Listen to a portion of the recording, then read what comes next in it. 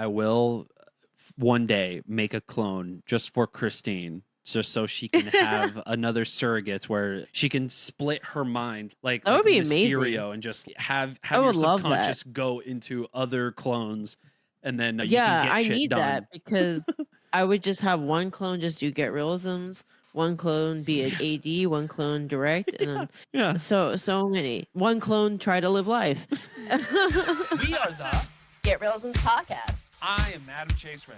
And I am Christine Chen. And surprise, we're both filmmakers. We get into it by sharing secrets, advice, and gossip in filmmaking. And we even get our other filmmaking friends to share theirs too. So please, everybody, join us for An ode to filmmaking. Welcome to another episode of the Get Reelisms Podcast, episode 158. Woo. My name is Adam Chase Rennie. And my name is Christine Chen. Wow. Christine's in another location as per usual. She always has like I am. background, no matter what. I am, and it's fun because I'm at the location of past podcast guests, Michael and Brandon. They did, when we grow up. That's when they came to the podcast, was talking about that. But they're often not here, and so I'm here to do like a mini writing retreat for myself. It's nice to get away and just be alone because writing requires a lot of alone time. It's very hard to write when you want to hang out instead. Yeah. So this is my little away from home, but still in LA, but it feels different, so I can get more things done. So it's been nice. Thank you, Brandon and Michael. You only can't write when it's not the same location. It always has to be different locations whenever you write. It's funny. Yeah. Yeah. That's my thing. I have to go elsewhere. I can write at my place, but I have to be really in the depths and trenches of the script to be able to like really focus. Mm-hmm. There's just always things that can be done at home, and especially when you're starting back up after a long hiatus of not writing, which is totally fine. I think the writing process ebbs and flows all the time, and in that very beginning of like, all right, I'm going to deep dive into the script, or like I'm going to do a whole rewrite something, or I'm going to start something completely new. All these like major parts of the process, I need to be somewhere completely new and devoid of distractions, because I feel like these are the hardest parts of screenwriting, is like getting started. Yes. Or deep diving into something that you've written that you're trying to fix. Anytime you're trying to fix something, I feel like it's so easy to avoid it because you're going to have to put in a lot of brain work, and that brain power of thinking often doesn't translate to anything that's written. Yeah. Yep. And that's literally me all of the last few weeks for sure. Yeah. Just staring blankly at the computer and just like forcing myself to write something. Because if I'm not writing, I have to research, or it's either I research something or I take a walk. Yes, like I lots take of a walking. walk and no headphones, nothing, just fucking nature. I know that sounds crazy. It seems like everyone can only go outside if there's like headphones and music. But like when I need to think and when I need to process, I always like to take a brisk walk. Yeah. Yeah. Walk. The silence is nice. Yeah, same. I'll take a walk and I'll just walk and just think. Or not even, just walk and maybe something will come back. That's why a lot of things come to me when I'm driving, like long distances. Yeah. Because it's a steady thing that doesn't take too much brain work, and it like, I don't know. Your mind wanders after a while. Yes. Yeah. Exactly. As you in the car go into cruise control, your brain starts working overtime. That's why I like doing long road trips, because of that. So yeah, that is a good point. It's a good argument for road trips for sure. It gives you the ability to just think and process. Walking's the same thing. It definitely they've done studies on this, Ashley, that the best way to get into a state of, I don't know if flow is the correct term, but to get into this creative state, do something that is super mundane that you don't have to think about, that takes a while, so that to let your brain wander, but like you're still actively doing something. Yeah.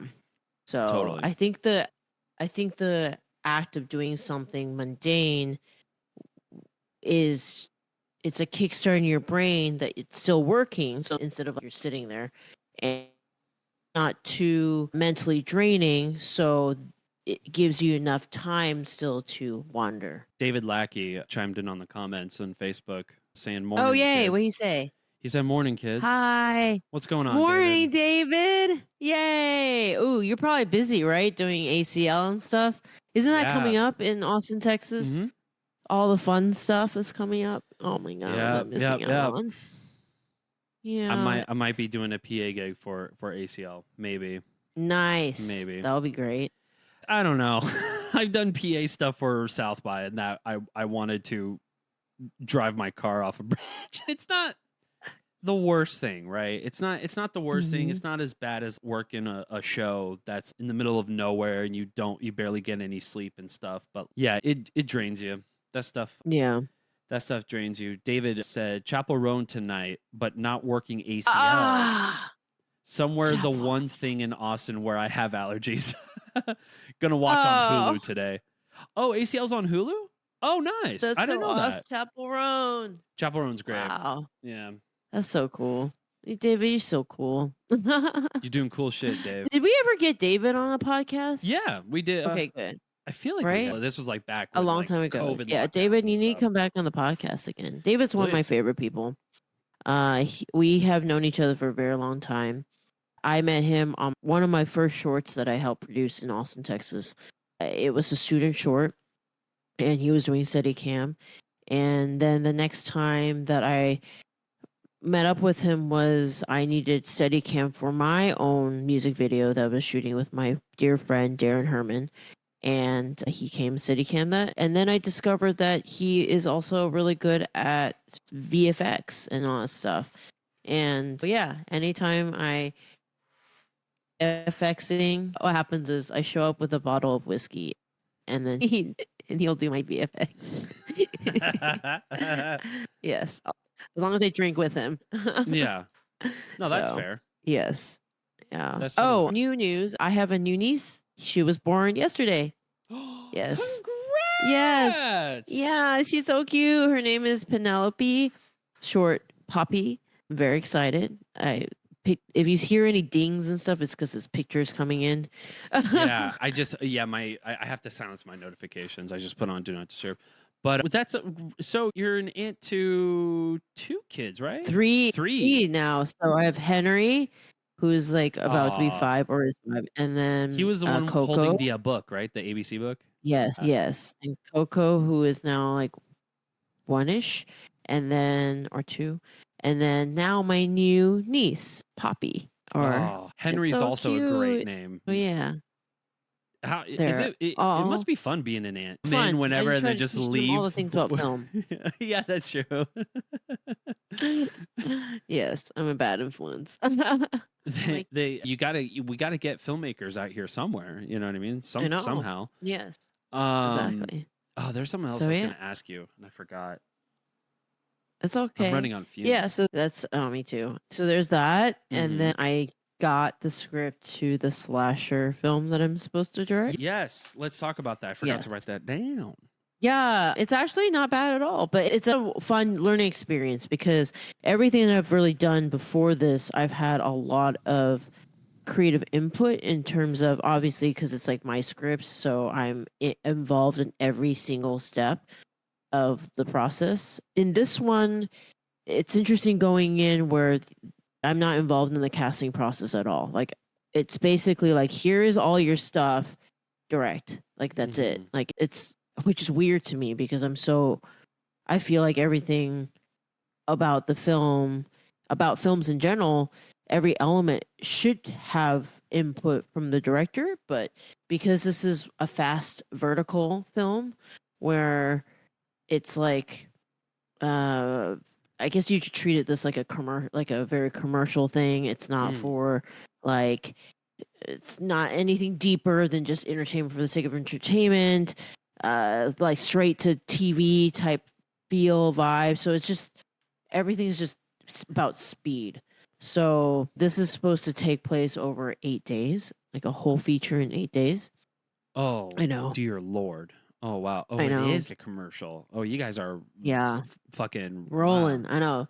I'm treating this as an exercise. Like if I can get my shit together and think straight and get something directed in 8 days. I did it in 11, so it's Yeah. not like that bad. But then again, You were I say directing that the as only well. reason, yes, but the only reason I could do that other Ursley in 11 was because I prepped for 3 months. This one like shoots at the end of the month, and I just got the script, so I'm like, fuck. Yeah, but even in a movie that scale with Ursley, 3 months is still pretty fast. Like it's a pretty big scale what we achieved with Ursley. But this is true. Yeah, that Ersley was no small feat. It was a logistically challenging film. This one is just takes place all in a house, so that's a which little is bit great. better. I was about to Yes. ask. There's no location Yes. changes, so you No location changes, but there are stunts. Some minor Ooh, stunts. Okay. Lots of dead people, blood. So there's still a gonna get lot of things messy. I have to think through, like how we shoot things and whatnot. So yeah, I need to start getting into that mindset. But hopefully it all works out because right now it's overlapping another project that I have. So they're trying to work it out where I can do both. But we'll see. Yeah. You're just always trying to split yourself into 5 different Yes. Christines. I just need to be 5 people. I swear, I will. I make this a life goal of mine. I will one day make a clone just for Christine, just so she can have another surrogate where she can split her mind. That would like be Mysterio amazing. and just have I your would love that. subconscious go into other clones, and then you Yeah, can get I shit need done. that because I would just have one clone just do Get Reelisms, one clone be an AD, one clone direct, and then Yeah. so many. One clone try to live life. Have a life. Yeah. And then you won't need to sleep because you just take shifts. You're just Exactly. It's great. What a You're great always, world. Always working. Always on. It's so this is something that's been interesting. My mentor is an Academy member. She was a podcaster for us too, Cynthia Wade. She is the director of Mer People and awesome and won an Oscar and also recently Emmy Award for her short Flag Makers. Anyways, she's very kind and she will bring me to a lot of these Academy screenings and stuff that you have to be an Academy member. That's so rad. You could just go to it's so Academy cool. screening. That's so sick, I know. dude. I think the best part is you just never know who you're going to sit next to. Exactly. So, yes. So recently I watched, there's 2 movies. So I'm going to tell you both of them. See both. They're both excellent films. So Okay. the first movie I saw was Conclave. I wish I could tell you who it's, I'm very bad about who it's in things and I who could just pull it directed up. what. Yeah. Okay, here it is. So it's Conclave, which is directed by Edward Berger. It has Ralph Fiennes, Stanley Fiennes. Tucci. Yeah. Yeah. So some really John big Lithgow. Wow. yeah, excellent, Okay. excellent actors. Ralph Fiennes is so good. Anyway, so movie is excellent, so good. But the coolest part was I was sitting next to this guy named Jim Plantes. All you need to know is Jim is the gaffer for E.T. Oh, I Jim- remember you messaged me about this. That's Yes. crazy. Not only is the gaffer for E.T., he's also pretty much the gaffer for all the films that I've watched growing up as a kid. That's so so or just rad. growing up in general. So she's all that. I was really excited to know that That's rad. he did shit. She's all that. All of the stuff for Ocean's 11, 12, all of that. Monte Carlo, like all of these things that I've watched. It's just nuts that he's the gaffer for everything. Yeah, I think the E.T. Twister. Braveheart, Oh my Legends of the God. Fall, Free Willy. I Oh my know. God. Free Willy. It's so nuts. And so I'm sitting next to him, and because I just talk, and I'm like, hey, what's your name? Who are you? He's, oh yeah, I'm a gaffer. I was like, oh cool, do you still gaff? He's, no, I've been, sometimes I will. I was like, cool, what's like your favorite project that you've done? And he goes, Young Frankenstein. I'm like, what? And he's, yeah, and I've done, I was like, Oh my God. the E.T.? That's E.T.? crazy. He's, yes. And so we just started chatting, and I was like, okay, so how was it working with Steve? He's, oh, Steve, he's a really great guy. And Steve has this thing where he will always listen to your suggestions, but you got to give it to him at the right time, because if you just give it to him when he's thinking about something, he'll just know. But then he'll take 5 or 10 minutes later, he'll appear out of nowhere and be like, actually, I thought about it and I really like that idea. Let's do that. So it was really fun to hear him talk about that. And then I think the best part, and I think he never dropped names of specific films that he was talking about, but I surmised that this was the film, I believe. So he said, oh, so for E.T., there was a newer DP, and him and the DP went to go tech scout, and he said Steve wasn't there, and because he was finishing up another movie that he was committed to. Jim never mentioned the movie. And he said it was a movie that he wasn't supposed to direct, but he ended up pretty much directing. And he said they went to meet him. He was on set, and the director was just sitting there, and Steven Spielberg was doing everything. And so I went and did some sleuthing, and I believe this movie that Steve was still on was Poltergeist. It was because Poltergeist. I knew it. Because nobody... Yes, because everybody talks about Poltergeist as if Steven Spielberg directed it. Yeah. Nobody really mentions the actual director. Tobe Hooper. I actually, for the longest time, just thought it was Steven Spielberg that directed it, but apparently Steven Spielberg was just the producer on it. Yeah, and it's about the same timing. Tobe Hooper did Texas Chainsaw Massacre and Texas Chainsaw Massacre 2. So he was brought on to that project, and I watched a documentary about it, and I think like he was like, I don't know, Amblin had their own, like Steven Spielberg's like production company like had their own process, I guess, and Tobe Hooper was just in the background doing his own thing.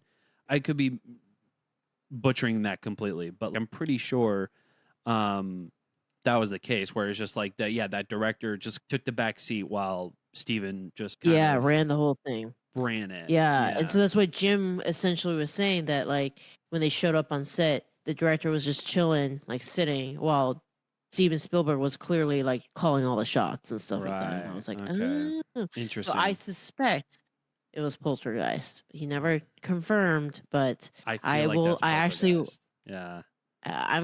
gonna, I have no shame. So we chatted, and then after the Conclave movie, we had to leave because I rode with my friend mentor Cynthia, and she wasn't feeling good. And so I'm like, damn it, I really want to keep talking to Jim. So this is the one thing where you should always go for it. So I went and Googled him and found his social media stuff, and I was like, you know what? Fuck it. Let's see what happens. So I like go and reach out to him on Facebook and Instagram, and he totally accepted my friend request and started talking to me. I never really accept people's friend requests, but I recognized who you were. And I wanted to talk to you too at the mixer after the thing, but you were gone. And so he invited me and a guest to go see Unknown. What's the film? Anora. Okay.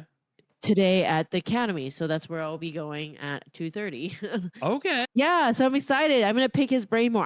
I want to bring him onto the podcast. I just want to hear his story. Because I got to tell you, like all of Mel Brooks' films were influential, but Young Frankenstein was like one of the films is what set my sense of humor like into motion. That's how I first understood comedy. And have you ever seen the movie Young Frankenstein?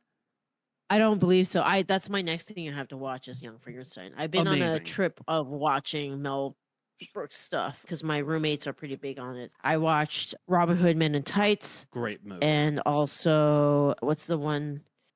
Blazing Saddles. Yes. So I watched that as well. Blazing Yeah. Saddles is So phenomenal. these are all very great.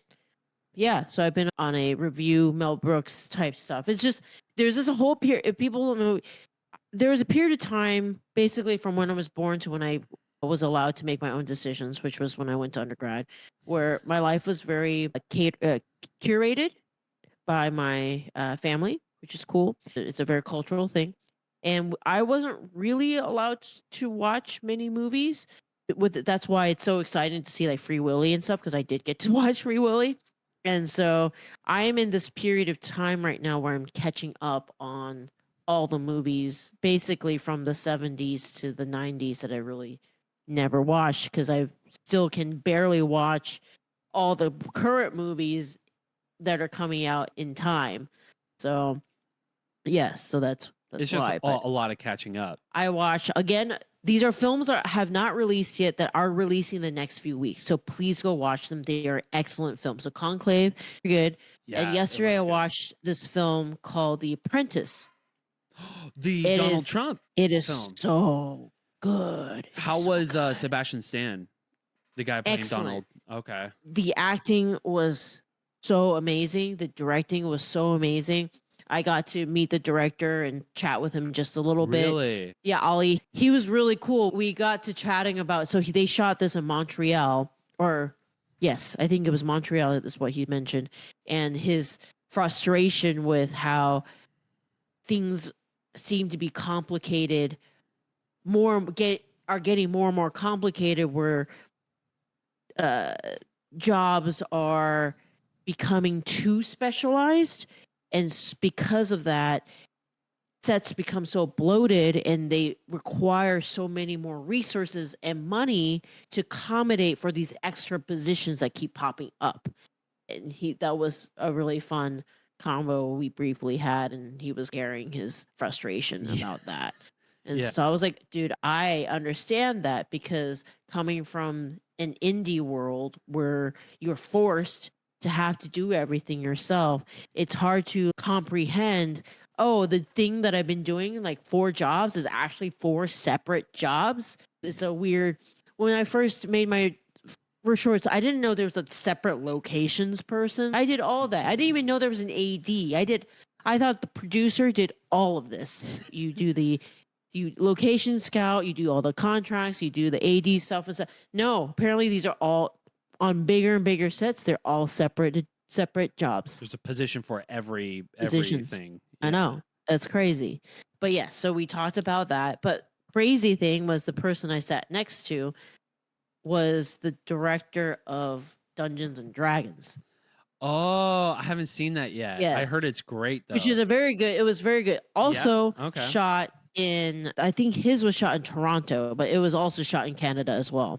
So Jonathan Goldstein is who I met yesterday. Canada. Yeah, just chilling and sitting next to me. That's Yeah. crazy. Is that crazy? Yes. That's why, Jonathan Goldstein yeah. he directed Spider-Man, Homecoming 2017, Horrible Bosses, Game Night, and a bunch of other stuff. And he was just talking about things that he's currently upcoming. He just shot. He just finished doing Mayday. That was also in Canada, I believe he mentioned. He showed us some pictures of how cold it was, basically. And I wish I'd gotten to. That one I wasn't as. Like Jim and I were like, we vibe, like we hit it off, but I felt like I was intruding if I just blurted out that I wanted Jonathan to be on my podcast. I mean, shoot your shot whenever you can. I Listen, should have. if I was, I know, if I I was in should your have. position, I would be, I would be shy as well. To be honest, I would probably be like, "Hey, you want to come to my podcast?" I know, but at least chatted with him, and it was like we had a Yeah. good chat, and have an he was in. really nice. Yeah, so hopefully our paths will cross again when I'm at the Academy watching some other films. I'm actually gonna watch 2 films today: Honora at 3 o'clock, and then The Joker, which I know I've heard has had very mixed and swinging, Yeah. not positive reviews. However, you It know doesn't what? matter. Because It doesn't matter. it's a good movie. You know what I mean? Like, Correct. I feel like Joker 2, I feel like Joker 2 was like split down the middle for audiences completely. Yes. And I've slowly and surely stopped like ebbing away from like reviews and letterbox reviews and all Yeah. the, because it's just partly it's a little toxic, and two, it's like, you know this better than any of us, right? Like movies are subjective. They're not going They're to so subjective. you're not going to like the same movies that I like. You know what I mean? Like there's Correct. going to be Yes. overlap, and then there's going to be contrast. But Correct. yeah, I've made a little thing about it where it's, you know what? If I'm going to be watching a movie, I might as well just watch it. Like synopsis and maybe the trailer, okay. But even trailers have spoiled movies a lot lately. Yeah. But It's been amazing going into these last few movies was completely zero context. Like I It's didn't read great. anything. I really had no clue what they were about. It was just like, oh, we're gonna go watch Conclave. All right, I don't know what the fuck that is, but we're gonna go in, and I'm like, okay, cool. It looks like a religious film. Cool. Mhm. Like just like going in with the absolute blank slate has been. I encourage people to do that. Oh, it's because phenomenal. Yeah. Yeah, because the thing is, critics, it's opinions. These are still opinions, and they're very subjective, and they it can is very influence. difficult to not be influenced by such opinions types of. And the thing is, like, having been on the receiving end as a filmmaker and seeing like people write shit that clearly is not a reflection of the film itself, but more of their own religious or political beliefs. That's when I'm like, oh, wow. So because you are racist, you're going to write this racist like commentary about my film and rate it like not. And I know you didn't watch the film because the movie wasn't even released then. Yeah. So really, they would write those yeah, reviews before release. That's yeah. come on. Yeah. And I got like a 1 star like before the movie was out. Like it didn't. This was like way before the release date. That's why I know they never For watched Urzuli? it. Yeah, for Urzuli. That's Yeah, I was like, insane. that's so fucked up. It's so hard because so much of the I call people normies, but like non-film people, they perception is reality. I get that because that is all they have access to. Sure. And so it creates this weird, the whole like influencer thing, right? A lot of this stuff is staged and fake.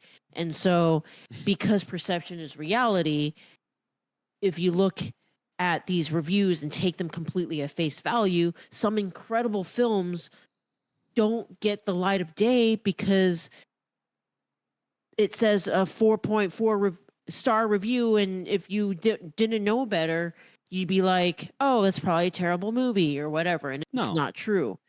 And or you'll see videos of people on the red carpet and stuff. It's like their friend taking this video, like it's right. But people don't know this. And I can speak at Urzuli, my screening, I had people who showed up on the red carpet that I didn't know, who knew that there would be a Getty photographer there for the sole purpose of getting their photo taken on the red carpet to show that they were at a cool event. Bastards. And that was it. They're just hijacking. They're just hijacking premieres. That's wild. And that literally was it. And I was like, this is a weird social like phenomenon. Like I never experienced that before. And I was like, all right, it's cool. It makes my premiere look like there's a lot of people too. So I don't care. It's fine. They can come hijack the red carpet. Yeah. So it was fascinating. But yeah, so today I'm going to watch Nora and Joker, and I'm excited for both of them. I refuse to be affected by whatever talk is in the air. Yeah. The best explanation of this was I was listening to a podcast the other day, and this podcast was talking about the comment section of videos and stuff like that, and how people have to critique even though they never even watch the video like at all. Right. They just go straight to the comment section and they say shit.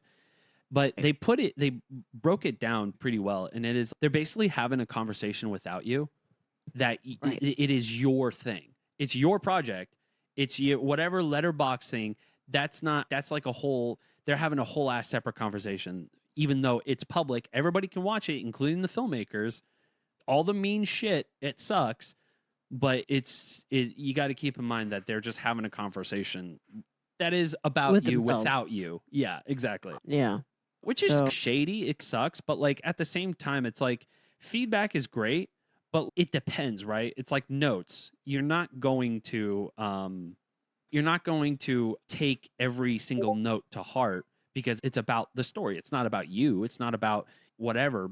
But like when it comes to commentary, when it comes to comments and reviews, all of a sudden it feels like it's personal. Yeah. Especially in Yeah. the case of Ursula. It's like, motherfucker, the film hasn't even released and you're review bombing it? Why? I don't know. And it's so weird. And it happens to all films. So like my friend, mentor Cynthia told me that. Remember on our podcast when we talked to her about it, that was one of her gripes is that like just people get some sort of power trip from being able to just give somebody a bad rating even without having watched the film or anything. It's really sad because they don't realize that they're, especially for small films that don't have a giant marketing behind them or won't generate a huge audience because of how niche and small it is, it really severely affects those filmmakers. But it's just somebody who's like on their couch, who's never done many things in their lives, who's I'm gonna fucking get this film one type thing. And it's just like, are you kidding me? Like, do you Movie's know how too hard it was woke. to make this thing? Too woke. Too woke. Yeah, why is there a big mermaid? Yeah, it's crazy. People are weird. But yeah, so that's been the fun part is being able to attend these events and At the not knowing- Academy! At the Academy, yeah. dude! I know. Where are you going to watch a and then- movie? Are you going to go to the Cinemark? Are you going to the AMC? Are you going to go to Regal? I know. bitch, I I'm don't going even. to the I actually Academy, recently I did go to an actual movie theater. Somebody took me to a date to an Where the iPic, so I got to plebeians watch. go? Yuck! I watched the new Beetlejuice. Oh, yeah, I haven't seen it. How is it? I enjoyed it. Have you seen I the can first one? understand why. I've seen the first one. Okay. I can understand why diehard Beetlejuice fans may not have loved it Mm. because I just think that when that first Beetlejuice came out, it was just so different, probably, and you just can't beat that like first time experience. And this is playing on those things that did work in the first one, and I thought it was fun. It was entertaining. Is it life changing? No, but I enjoyed it. That's a crazy history with Tim Burton because I was like, I don't think it was Tim Burton's first film, but I think it was Yeah. like a film that it was like the first time he had like a moderate budget enough to just at least make the film backing from a studio. And that Yes. film went through like ebbs and flows. Like it was apparently like a hellish production when it came to Beetlejuice. Because it took every ounce of Tim Burton to fight like any of the studio notes that he got back. So like whenever dailies would be given to the studios, they'd be like, "Can you switch this up? Can you change this? Can you change that?" And Tim Burton literally was like going crazy to the point where he just avoided studio notes entirely, Mm. and he made the fucking movie. I don't know the limitations of that, and he could probably very well followed a few notes, but apparently with this film he got the budget he wants, he got the things that he needed, and maybe that's what it is. Maybe like, okay, I can't really say much, I haven't seen the movie, so I don't want to conflate. No, but and that's again why I try to go to films to form my own opinions about them and try very hard not to be influenced by outside critics and opinions because it's all subjective. And yes, if certain things tend to repeat over and over, that's probably a problem within the film or the story or whatever. But as a filmmaker, I understand how difficult, we all understand how difficult it is to get any kind of movie made. And so the least we can do is respectfully watch that movie to the best of our ability and form our own opinions instead of being influenced and not giving something a chance. That's my big takeaway is that. Yeah, how can you, that's not really fair, right? To just criticize Right. something that you haven't watched. Yeah. Yeah, which is, it's so easy. You know what I mean? To just watch it. Who cares? There's something else I was going to bring up. Oh, since we have a couple minutes. Yeah, actually, Hannah says that she is ready to go. Oh, she's ready? She got back. Okay. Yeah. Well, then So never I've been mind. chatting with her in the waiting room. So all good. That's why I was hearing the We chimes. can button it up a little bit. Yeah, that's what's new. Screenings. Oh, and it's crazy. I didn't know, but they're already these Academy screenings are special because they're trying to gain votes from the Academy members for Okay. the Oscars already. Oh, So yeah. yeah, it starts so early. Fuck. And so Yeah, that's crazy. why. Yeah. It's crazy. I know. And yeah, so it's been this whole Dude, this trying to fucking watch year as many has movies. just flew right fucking by. It's flown by. crazy. I'm like, how is it going to be Halloween already? That's nuts to me. I'm turning 30 in a couple weeks. I haven't wrapped my head around that. Joined the 30. I'm glad we're gonna be in the 3-0 at the same time. Yeah. Because I'm leaving it next year. So Is it? Oh, I thought you were. Oh, really? Oh, I'm 39, no. dude. I I'm thought old you as were fuck. 38. I didn't know. Oh man. No. Yeah. We're getting But, old. It's fine. We are getting old. Was there anything else? No, let's just go ahead and end this. But Yeah, I'm sure. glad you're doing the screenings. Please report back on more Academy screenings because it's always a treat to Yes. hear you and be like, you wouldn't believe who I met. Like that shit. That shit's So fun. crazy. All right. Yeah. Thank you guys so much. You know what it is. You know what time it is. It's getreelisms.com. Heck baby. yeah. Get That's what it is. realisms. Get your books. Yes, Get your hats. Get your books. shirts. Get everything you need. Okay. Get Yes. the baby book. If you're illiterate like I am, a baby book might be very helpful for you. So be that as it And may. yes, Go ahead. for all our listeners out there and stuff, whichever platform you're on, I don't know if you're watching it on YouTube or you are listening to it on like Apple Podcasts or Spotify. Just know, please tell people about it. Please subscribe and spread the word. We really hope that this is a podcast that is helpful for any aspiring filmmaker or really anybody who's just interested in the film and TV industry. We want this to be an accessible place and for people to ask their questions when they're about to make their first films and stuff, because we don't want to gatekeep. We want to change the culture of filmmaking in general, and I want people to believe that if they have a story idea, no matter what their experience is, they can very much make it.